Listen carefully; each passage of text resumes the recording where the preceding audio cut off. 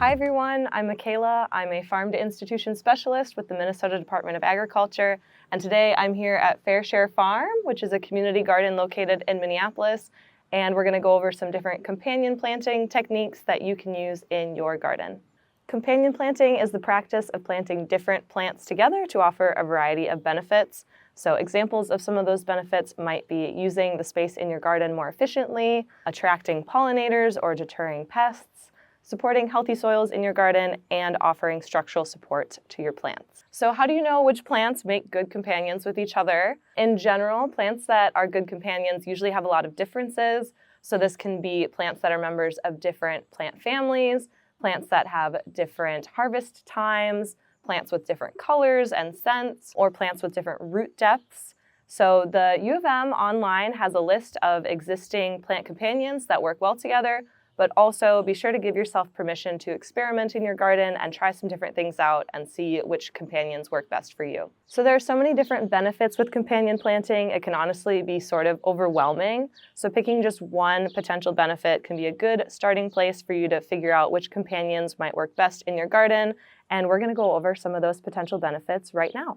So the first benefit I'll talk about is maximizing space in your garden. If you want to use companion planting to use your space most efficiently, you'll want to pair some later season crops with earlier season crops to sort of stagger when they're harvested. Some good examples of this are planting things like spinach or basil early in the season and then transplanting peppers or tomatoes, those sort of later season crops, into that bed after that early season crop has matured. Staggering your harvest like this can also be a great way to match up the timing of your garden with class time.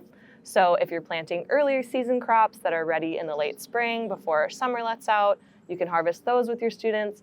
And then if you stagger it with some later season crops that are ready in the fall, once kids are back in school, then you can also use that with your class. Here at FairShare, they've done some companion planting to maximize space in this garden bed. They have this early season lettuce planted sort of in between these later season tomato plants. They also have a bed with some early season cilantro planted between tomato plants.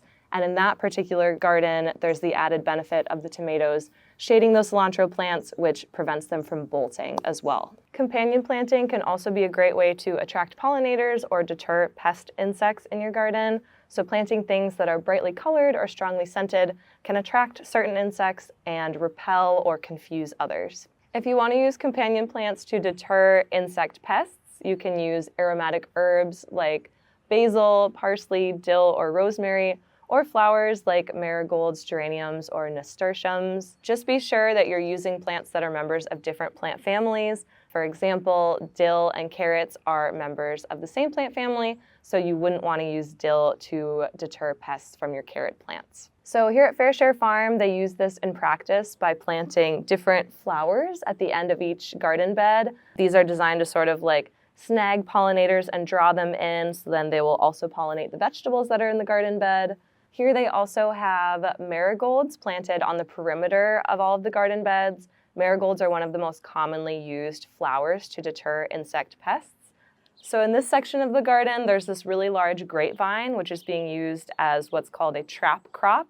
Japanese beetles are actually super drawn to grapes, so any that enter the garden will hopefully be drawn over to this grapevine and will leave the rest of the vegetables alone. So that's just another way, another technique that you can utilize to use companion planting to control insects in the garden. Companion planting can also be a great way to protect the health of your soil. So being really mindful about which plant families you're planting, when and where is good for the long-term health of your garden soil. So an example of this is planting plants together that have different root structures. For example, tubers or tap roots like potatoes and carrots can help aerate the soil. Planting those together with a ground cover like clover that has shallower roots can be a good companion, and also mixing in some plants that have deeper root systems that really reach into the lower layers of the soil like a sunflower. All those together can make great companions. Plants in the Fabaceae or the legume family are also really great to use in companion planting because they actually fix nitrogen in the soil. These are plants like beans, peas, and clover. This is super helpful because if you plant them next to other plants they can provide nitrogen for them, or they can enrich the soil in that spot for plants that are planted in subsequent years. Here at FairShare, they utilize this technique by planting peas in this garden. So these peas are fixing nitrogen in the soil for this season, and then in subsequent seasons, they sort of rotate which crops are grown in this space so other plants can reap the benefits of that nitrogen. So the last benefit of companion planting that I'll touch on is planting for structural support. Tall plants like corn and sunflowers can actually be used as natural trellises for climbing and vining plants like beans and peas. One of the most famous examples of companion planting for structural support is the Three Sisters. So the Three Sisters are corn, beans, and squash. In this sort of garden setup, corn acts as a natural trellis for beans. Beans fix nitrogen in the soil, and then squash is sort of low to the ground and has sort of viney stems, which can keep the soil moist and then also deter wildlife.